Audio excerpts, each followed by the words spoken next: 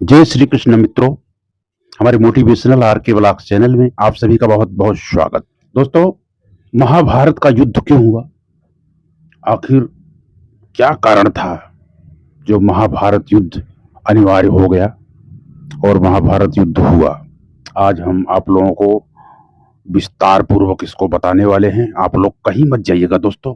ये भागवत कथा, श्री कृष्ण कथा और गीता कथा और महाभारत कथा, ये हमारे शास्त्र जो हैं, ये भगवान के हृदय हैं। इनको बहुत ही ध्यान से हृदयांगमन करना चाहिए ताकि हमारे जीवन के दुख और दारिद्र्य नष्ट हो जाए। तो दोस्तों, महाभारत का ये प्रसंग आपका हम ज्यादा समय न लेते हुए शुरू करते हैं। पांडवों ने एक मायावी महल बनाया जिसको देखने के लिए वो अपने भाइयों कौरवों को भी बुलाए और वहां पर कौरव आए और सभी देख करके आश्चर्यचकित थे क्योंकि वो महल मायावी था। दुर्योधन को समझने में उस महल को थोड़ा वक्त लग गया। दुर्योधन चल रहा था, देख रहा था महल, कहीं उसे पानी लग रहा था तो वहां पानी नहीं रहता, तो फर्श पे जाता तो वहां पानी दिखता है। तो ऐसा ही उसको सब आश्चर्य दिखाई पड़ रहा था। तो वो चला जा रहा था और वो सोचा कि जल है, परंतु वहां पे वो फर्श था। तो ऐसे समझ के जा रहा था वो, तो अचानक वो फर्श समझ के पानी को गिर गया। तो ये देख करके द्रौपदी बड़ी तेज हंसी और बोली, अंधे का पुत्र अंधा। दोस्तों, यही वो शब्द था, यही वो शब्द बाण था जो महाभारत युद्ध का कारण बना। द्रौपदी का ये बोलना कि अंधे का पुत्र अंधा, उसी समय महाभारत का बीज रोपण हो गया दोस्तों। और महाभारत युद्ध आगे चल के हुआ। द्रौपदी द्वारा अपमानित महसूस होने के बाद वह बदला लेने के लिए बहुत ही परेशान था और ठान लिया। वह जानता था सीधे सीधे हमला करके हम पांडवों को जीत नहीं सकते, क्योंकि वो लोग भगवान श्री कृष्ण के संरक्षण में थे।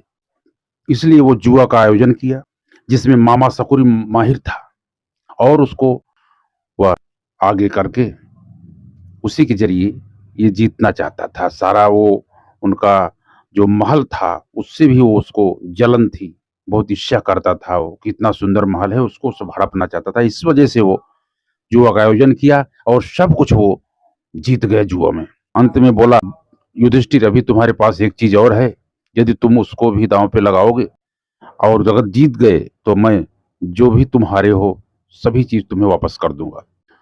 तो ये लालच में आकर के युधिष्ठिर द्रौपदी को भी जुए पे लगा देते हैं। सभी भाइयों को लगा दिए थे, सब कुछ हार बैठे। तब दुर्योधन आदेश देता है कि द्रौपदी को भरी सभा में लाया जाए, उसको निवस्त्र करेंगे हम। दोस्तों, अब तक के पूरा इतिहास में कभी किसी स्त्री का इस तरह से अपमान कभी नहीं हुआ था। इतना अपमान तो कभी कोई दैत्य और राक्षस असुर भी नहीं किए थे किसी स्त्री का। उस समय द्रौपदी जी रजस्वला थी और वो अपने कक्ष में आराम कर रही थी, दासियां उनकी सेवा कर रही थी। उसी समय दुशासन जाता है और उनको बोलता है कि चलो, और वो बोलती हैं, मैं कैसे चलूंगी, मैं भी रजस्वला हूं और मैं ऋतु स्नान भी नहीं किया है और हमारे वस्त्र भी, मैं जिस कपड़े में हूँ इस कपड़े में मैं बाहर नहीं जा सकती। और वहाँ हमारे गुरुजन हैं, बड़े हैं, ज्येष्ठ हैं, पितामह हैं। फिर भी वो बालों से घसीटते हुए उनकी एक नहीं सुना और घसीट करके ले करके आता, दुर्योधन के सामने पटक देता है और उनका साड़ी खींचने लगता है। कर्ण जो है वो भी उनकी हाँ में हाँ मिला रहा था। वो भी बोला, जो 5 पतियों के साथ रह सकती है, छठे के पास आने में क्या बुराई है। यहाँ तक कि वो बेश्या तक बोल दिया। दोस्तों, वही उसका शब्द बहुत ही खराब था जो उसको नहीं बोलना चाहिए था। कहते संगत का असर होता है। कर्ण इतना बुरा नहीं था, परंतु साथ में रहते रहते वो भी थोड़ा उसका असर हो गया था दोस्तों। तो फिर उसको खींचता है, लेकिन यहाँ साड़ी को खींचते खींचते दुशासन पूरा थक जाता है, क्योंकि साड़ियों का ढेर लग जाता है। वो भगवान कृष्ण की कृपा थी। भगवान सुदर्शन चक्रधारी को जब द्रौपदी ने दोनों हाथों से ऊपर पुकारा समर्पण की भावना से, दोस्तों, जब तक इंसान समर्पण की भावना से भगवान को नहीं बुलाता, भगवान नहीं आता। जब तक द्रौपदी साड़ी को मुंह में दबाए इधर उधर ताकती रही, सबसे मदद मांगती रही, तब तक भगवान नहीं आए। ज्यों ही वो दोनों हाथों को उठा करके बोली, हे द्वारिकाधीश मेरी रक्षा करो, भगवान श्री कृष्ण तत्काल चल पड़े और देखते ही देखते साड़ियों की अंबार लग गई। दुशासन खींचते खींचते थक गया और धराशायी होकर गिर गया। फिर द्रौपदी की लाज बची। फिर सभी अपना अपना मत प्रकट किए, उन लोगों को राज्य वापस दिया गया। फिर से दुर्योधन उनको बोलता है खेलने के लिए, जुआ फिर से खेलते हैं युधिष्ठिर, जिसमें वो हार जाते हैं। अपना राजपाट फंडों के लिए वो वनवास मांगता है और 1 साल का अज्ञातवास था। अज्ञातवास में ये शर्त थी, यदि पकड़े जाएंगे तो फिर से उनको वन में जाना पड़ेगा।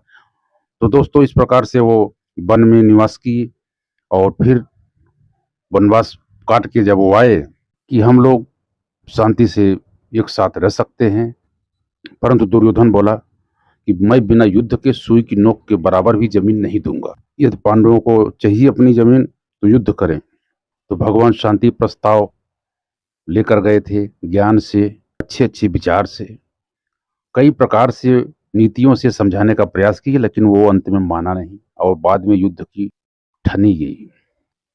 दोस्तों जब भगवान श्री कृष्ण शांति प्रस्ताव लेकर गए, दुर्योधन बहुत ही चालाकी से उनको भोजन के लिए आमंत्रित करता है और बोलता है कि हमारे यहाँ आप भोजन कीजिए, 56 भोग बनवाए हैं हम आपके लिए। तो भगवान बोले, इंसान दो ही अवस्था में कहीं भोजन करता है, या तो वो बहुत भूखा हो, या तो खिलाने वाले के मन में बहुत अपार प्रेम हो, तो आदमी भोजन करता है। अब यहाँ दोनों ही नहीं है, न तुम्हारे मन में हमारे लिए कोई प्रेम है और न ही मैं भूखा हूँ, इसलिए भोजन तो मैं विदुर के यहाँ करूँगा। फिर दोस्तों कई प्रकार से भगवान समझाए और समझा नहीं हो, फिर बाद में युद्ध हुआ और युद्ध में आप लोगों को पता है धर्म की विजय हुई, अधर्म का विनाश हुआ। तो इस प्रकार से ये पूरा वृत्तांत महाभारत का हम आप लोगों को बताए। आप लोग जो नए हो हमारे चैनल को सब्सक्राइब करके बेल आइकन को प्रेस कर देना। दोस्तों ऐसे ही नॉलेजेबल, ज्ञानवर्धक और प्रेरणादायी वीडियो देखने के लिए हमारे चैनल को आप लोग सब्सक्राइब करना न भूलें। और यदि जीवन में कुछ अच्छा सीखना चाहते हैं और जीवन में कुछ कर गुजरने का जुनून यदि आप में है और आप आगे बढ़ना चाहते हैं, तो आप ऐसा ही वीडियो देखते रहें और आपको जरूर कहीं न कहीं से कुछ न कुछ प्रेरणा, अच्छी अच्छी सीख और आप लोग के काम की बातें आपको मिलती रहेंगी। तो मिलते हैं अगली वीडियो में दोस्तों, तब तक आप लोग खुश रहो, मस्त रहो, आनंद में रहो। जय श्री कृष्ण मित्रों।